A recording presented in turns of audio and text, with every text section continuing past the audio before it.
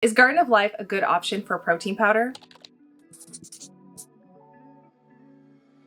Hi everyone, welcome back to my channel. In today's video, we are going to be reviewing a highly requested brand and a really well-known one known as Garden of Life. In particular, we're going to be talking about their two main protein powders. Because this company is really known for being plant-based, but they also do have some animal-based products, I thought it would be a good idea to compare their two protein powders, which one is whey-based and the other one is plant-based. So in this video, I'm going to compare the two products, I'm going to discuss their ingredients, and let you know if one is better than the other, or if either are good options for you to buy. But first, hi, my name is Katie. I'm a registered dietitian and certified personal trainer. My goal with this channel is to help you learn more about nutrition, fitness, and wellness so that you can be your best, whatever that looks like. I also love to do product reviews, so if you have any products or topics that you want me to cover, just let me know in the comments below. Okay, so let's get started. What is Garden of Life? Garden of Life is a supplement company that is owned by Nestle and it was purchased in 2017. When it comes to Garden of Life, they are known for having more naturally based products and they have three main guiding principles. The first one is the science of whole foods, and basically what this just means is that they derive their ingredients from whole food sources. The second one is traceability, and this just means that they trace where they get their ingredients from and they focus on ingredients that are organic. And then their final principle is clean is healthy. Basically with this, they're just saying that their products are third-party tested. And if you've ever watched my channel before, you'll know that I love when companies do third-party testing because it helps to ensure consistency and quality of the product. And so what's on the label is actually in the product and nothing more. So overall, I think those three guiding principles are great. I do think that some of the language they use is a little overdramatic. For example, they tend to overuse the word chemicals,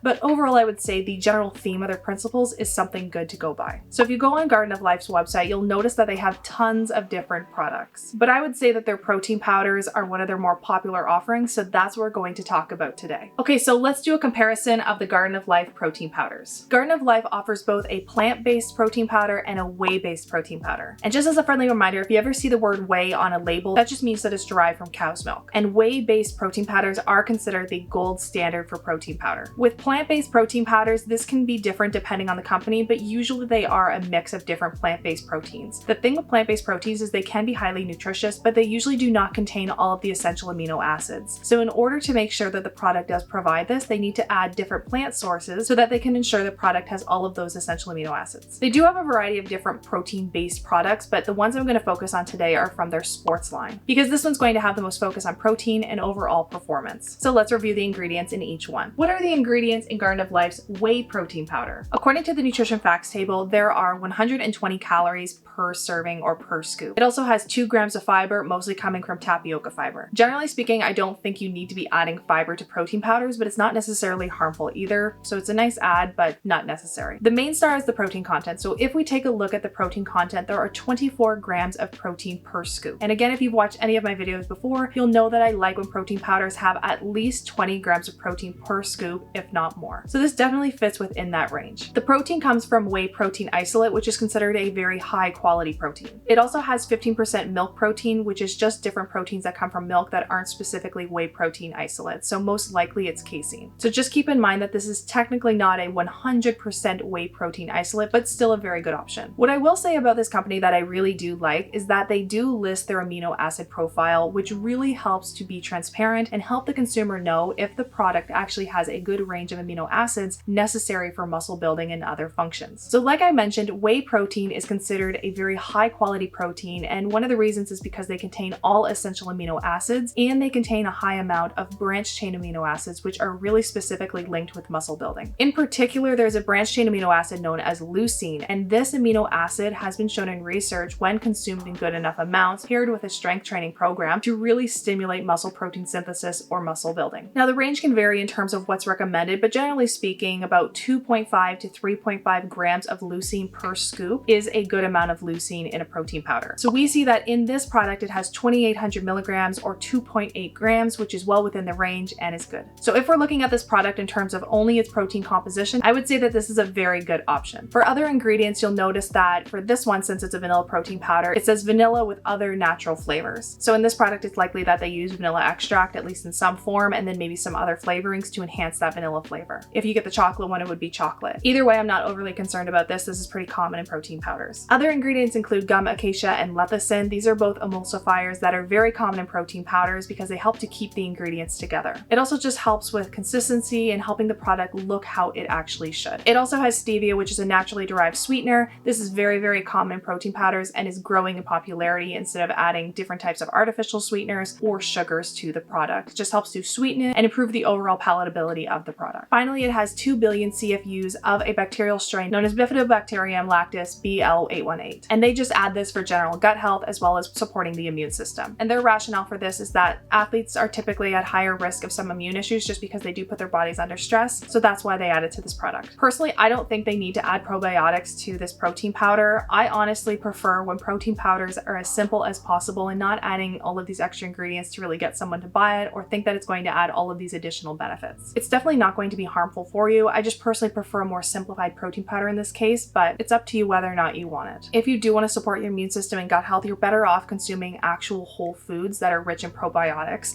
as well as high fiber foods that are going to support the growth of these beneficial bacteria inside of your gut. Remember, the rule of thumb is whole foods first, and then you can supplement after. Other than this, I would say the whey-based protein powder is a pretty good option and it's pretty straightforward in terms of its ingredients, and I'm not overly concerned about any of them. Okay, so now let's look at the ingredients in the Garden of Life's plant-based protein powder. Okay, so if we take a look at the plant-based protein powder, we see that the nutrition facts table is a little bit different, but I'll help guide you through it. The first thing to notice is that they actually have 2 different serving sizes. You can either use 1 scoop or 2 scoops. If you do look on their label, they do promote the product having 30 grams of protein. So in order to get this, you need to do 2 scoops of the protein powder, not 1. So compared to the whey protein powder already, you only need to use 1 scoop of the whey protein powder, but you need to use 2 scoops of the plant-based one. So in order to keep the nutritional compositions very, very similar when I'm comparing both products, I'm going to use the 2 scoops serving in order to go through the nutrition facts table. So per 2 scoops, it's 160 calories, majority of which is still coming from protein, as well as a little bit of carbohydrates and fat. Like I mentioned, per 2 scoops, it has 30 grams of protein, which is a very good serving. They also do provide their amino acid profile, which I certainly appreciate, especially for plant-based protein powders, because it can vary so much depending on the brand. When you have a whey protein powder, you can generally assume that it's going to have very similar amino acid compositions. However, with plant-based, it could be all over the place. So I appreciate that they actually provided this. So again, the main star that we want to look for is leucine. In this product, it has 2,500 milligrams or 2.5 grams of leucine per serving. So it's slightly less than the whey protein powder, but still a good amount, especially for a plant-based protein powder. Like I've mentioned too, because it is a plant-based protein powder, they're going to need to utilize a few different plant-based proteins